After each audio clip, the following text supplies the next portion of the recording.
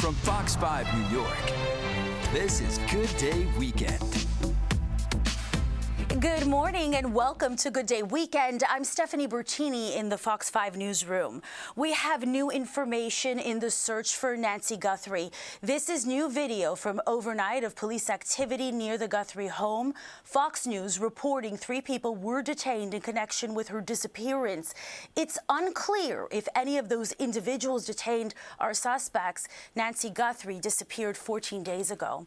A partial government shutdown now impacting the Department of Homeland Security after lawmakers failed to reach a funding deal before the deadline. The dispute centers around immigration enforcement, with Democrats demanding new limits and oversight on federal agents, while Republicans argue those changes will hinder operations. Most of the agency's 270,000 employees expected to continue working, but many won't get paid until funding is restored. Travelers could see disruptions if the standoff drags on, where workers may face financial strain. Now, if you ride NJ Transit, get ready for a month of major service disruptions. Crews are shifting rail service from the old Portal Bridge near Newark to a newly built bridge. It's a major project meant to improve reliability between New Jersey and New York. During the transition, trains are limited to a single track in a key stretch between Newark and Secaucus. That means fewer trains can make it into Penn Station, and for riders, that can mean longer travel times and crowded platforms. The service disruptions are expected to last 4 weeks, and more work on the project expected in the fall. Mayor Mamdani reviving a plan to bring bus lanes to a busy section of the Bronx. It includes speeding up service on a busy stretch in the city years after former Mayor Eric Adams axed the plan. By having designated offset bus lanes in both directions from Sedgwick Ave to Boston Road, the mayor says bus speeds could increase by as much as 28%. Currently, the buses travel about 4 miles per hour. 130,000 riders use the buses on Fordham Road every day. But the chairperson for the Fordham Road Business Improvement District telling Fox 5 News that the city has not yet spoken to him or the surrounding businesses. Where's the economic justice in that? If the biggest stakeholder are the business improvement districts and the stores that are paying a tax assessment to get services and support from the business improvement district. So no one's told us anything about the benefits to the businesses. We just hear about the benefits to the riders. Brooklyn, also part of the mayor's plans. The city will install bike lanes in Fort Greene, Midwood, Flatbush, and East Flatbush. Hidden history uncovered in Lower Manhattan. A fully intact underground rail stop has just been discovered for the very first time. Fox 5's Sharon Crowley takes us inside. This may look like an ordinary piece of furniture, but behind this built-in chest of drawers holds a centuries-old secret. This is a monumental moment in our history. Many New Yorkers forget that we are so connected to what happened, not just in the abolitionist movement, the slavery situation in the South and in the whole country. Preservationists making a remarkable discovery hidden inside the Merchant House on East 4th Street in Lower Manhattan. The 19th century mansion was once a private home. Now it's a museum. Historians finding an actual stop on the Underground Railroad in here. The Underground Railroad was a secret network of safe houses used to help slaves trying to get to freedom. This is really an important find for our city, and it's important to know how New York played a vital role in the Underground Railroad and how people came here, and how the person who built this intentionally as a place for people to come to be safe and secure. The narrow 2 feet square space is believed to have been secretly constructed in 1832 by the home's original owner, abolitionist Joseph Brewster. It drops down 15 feet to the ground floor, but it is believed that at one time it went all the way down to the basement. And I actually went down half body in. It was emotional because it showed in such a small space. People would do anything or everything just to protect and preserve their freedom. The secret passage was right up here on the second floor of this home, and it was inside one of the bedrooms. Take a look. They kept it behind a closet that connects two of the bedrooms. I'm going to show you where it was, right behind this door. New York City Council member Crystal Hudson, a petite woman, showing us just how tight it must have been for those trying to hide inside this passageway. The dream of curators here is to explore this history even further and see if this historic property has more secrets to reveal. In Lower Manhattan, Sharon Crowley, Fox 5 News. What a story. Well, it's time now for the latest feature in our Good Sports series. It's an opportunity for us to highlight some powerhouse local teams and players. Our Jody Goldberg introduces us to 7th grade twins on varsity teams.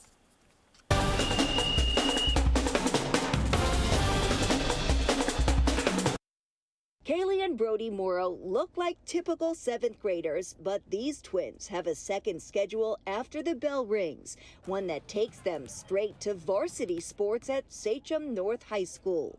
I started playing around kindergarten. I loved the intensity and I just love everything about it. They're 13 and years younger than their teammates, but they're already holding their own. They're really good to me. They joke around with me and stuff, but they think that I'm one of them. It's definitely a lot of pressure, but I don't really think about it. Kaylee, a starting point and shooting guard on the varsity girls basketball team, is already proving she belongs.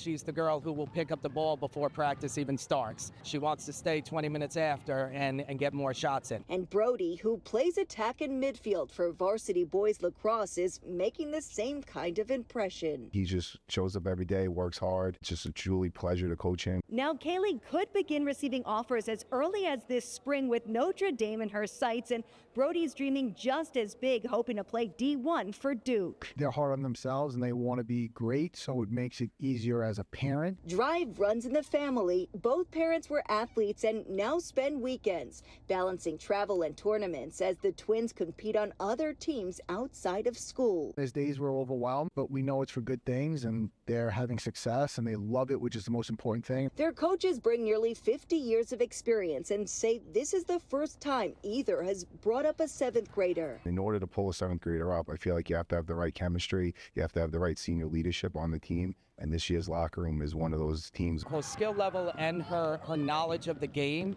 is up to the level of the varsity girls. The dreams are big, but the focus simple. Working, believing, and chasing them together. In Lake Ronkonkoma, Long Island, Jody Goldberg, Fox 5 News.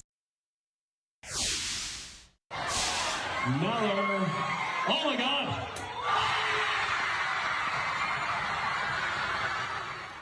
A Long Island teacher and coach now hailed a hero by his students. School admin set a challenge. If he made this half-court shot, all 7th grade students would get a no homework pass. And sure enough, he did. English teacher and girls varsity basketball coach Jimmy Meller says the kids went nuts, and he even had students from more than a decade ago reach out. All right, don't go away. We'll be right back with a look at what you missed on the noon this week. And here's the 7-day forecast for you.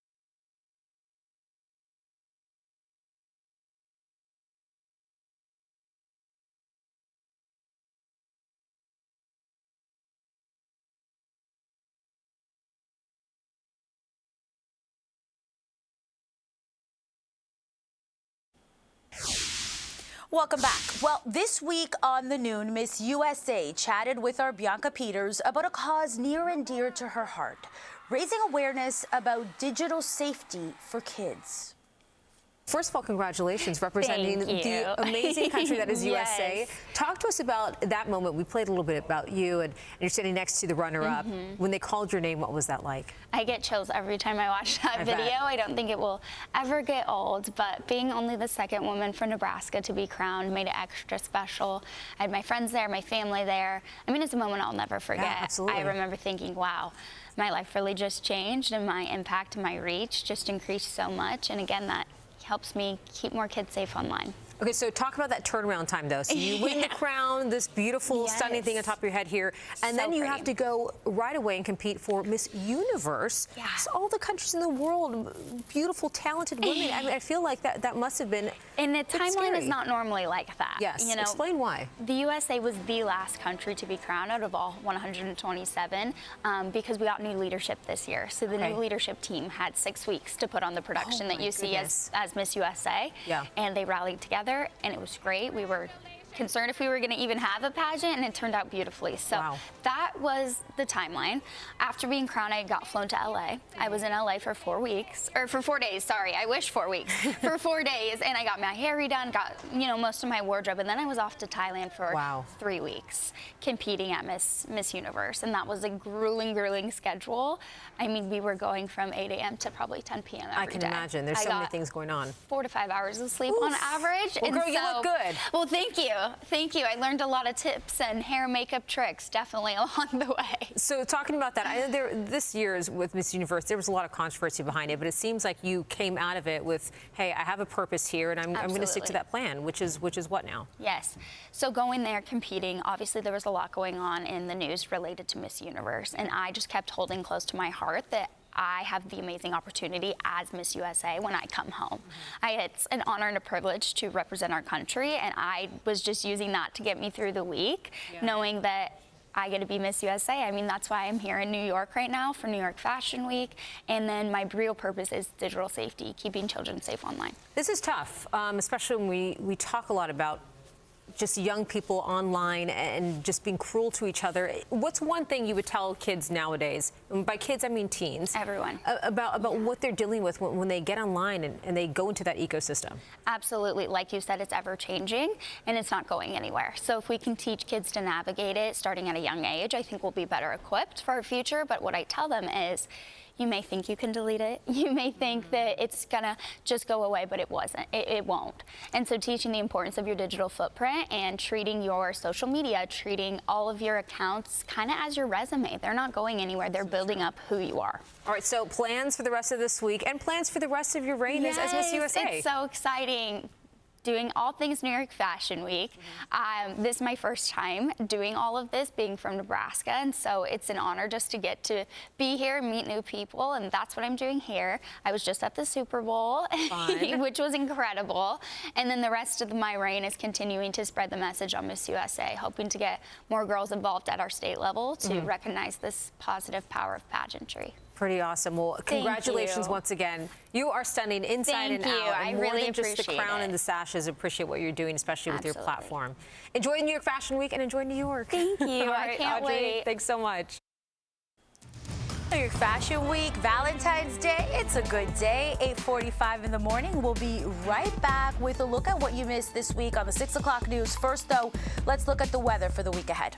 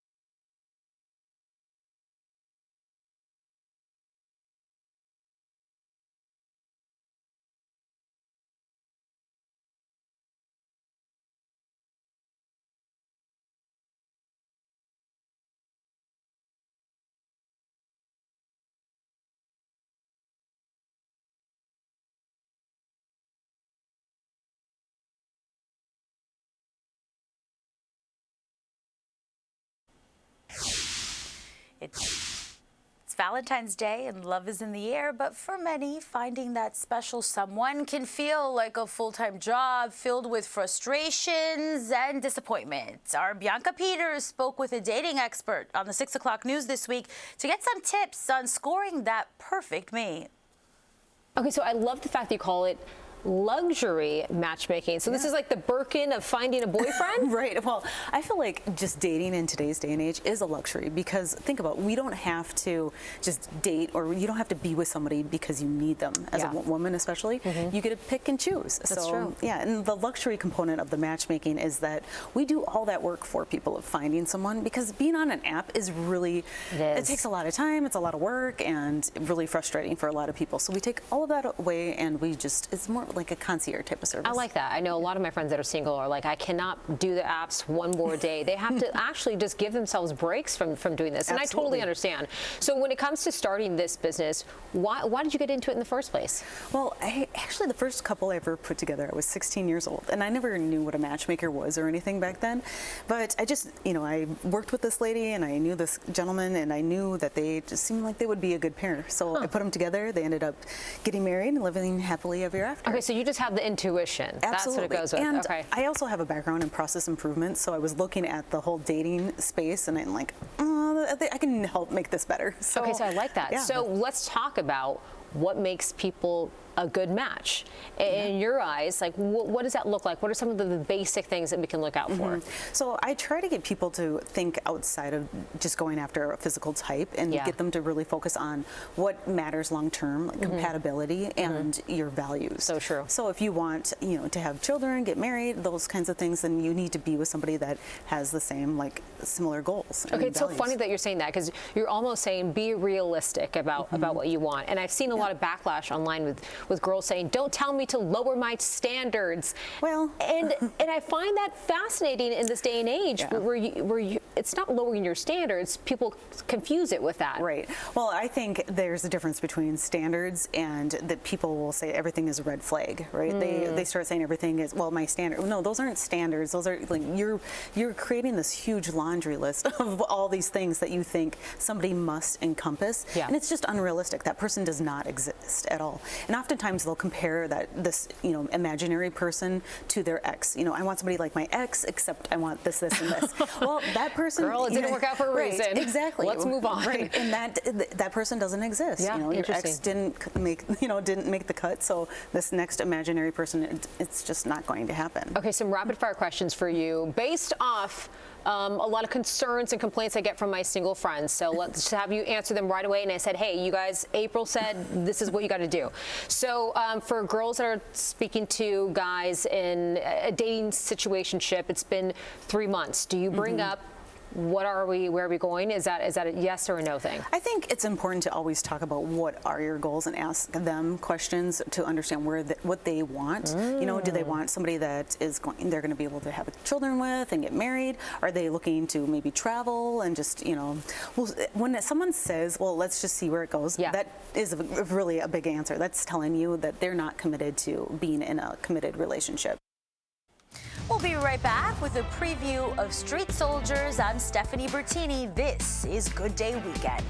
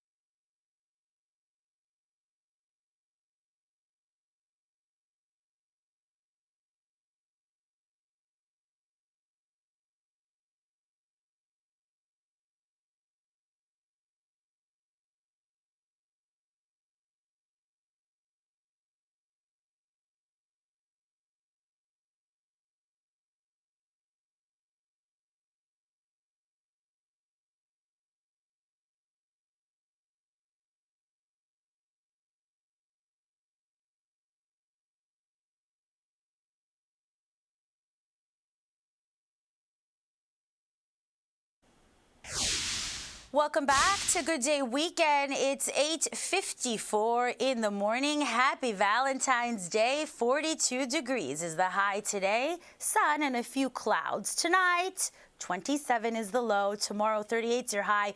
Definitely warmer than it's been, and we love this. I mean, I do.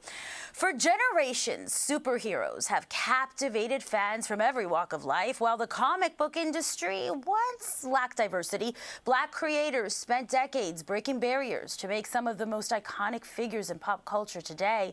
In this week's episode of Street Soldiers, Lisa Evers takes a closer look at the impact of Black superheroes, an especially important story during Black History Month.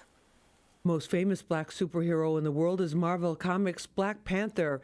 The king of the technologically advanced fictional country of Wakanda became a hit movie, breaking box office records globally. Black Panther is widely recognized as the first mainstream American Black superhero. AllHipHop.com CEO Chuck Creekmur says its massive success proves Black superheroes are truly universal. We talk a lot about the impact of Black superheroes on Black people and Black kids, but do understand that it has a positive, enriching impact on people of other races, other creeds who can see Black people in these strong and powerful positions as well. Legendary comic artist, producer, and Milestone Media executive Dennis Cowan co-created the superhero Static, a.k.a. Virgil Hawkins. The comic character became a hit animated TV series in the early 2000s and is on the list of many comic critics' top 3 Black superheroes of all time.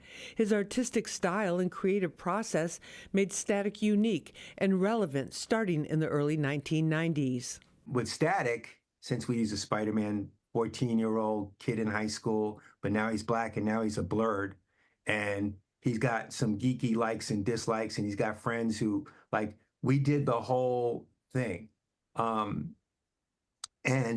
And it worked. Women are steadily earning their place in the world of comics. The Marvel comic superhero Storm, a.k.a. Aurora Monroe, is a member of the X-Men and a fan favorite for years. Newer on the scene is MFK, a fantasy adventure featuring Abby, a young Black girl in a magical world. The trailblazing creator, writer, and illustrator of MFK, Nyla Magruder, says opportunities are opening up, but there's room for improvement. There are a lot more Black women and Black girls represented in comics now. So it's definitely changed from when I was a kid. Bulletproof street smart superhero Luke Cage earned a new generation of fans when his Marvel stories were turned into a very popular Netflix series. Luke Cage had to dodge bullets and bad guys while dealing with modern-day social justice issues and stereotypes affecting Black men. Writer and Luke Cage showrunner Cheo Hodari Coker says it's time for more depth and variety in Black superheroes. I think what's going to start to happen is you're going to see the ability to really lean into the psychological complexity. Thanks for being with us this morning. I'm Stephanie Bertini. Have a great day.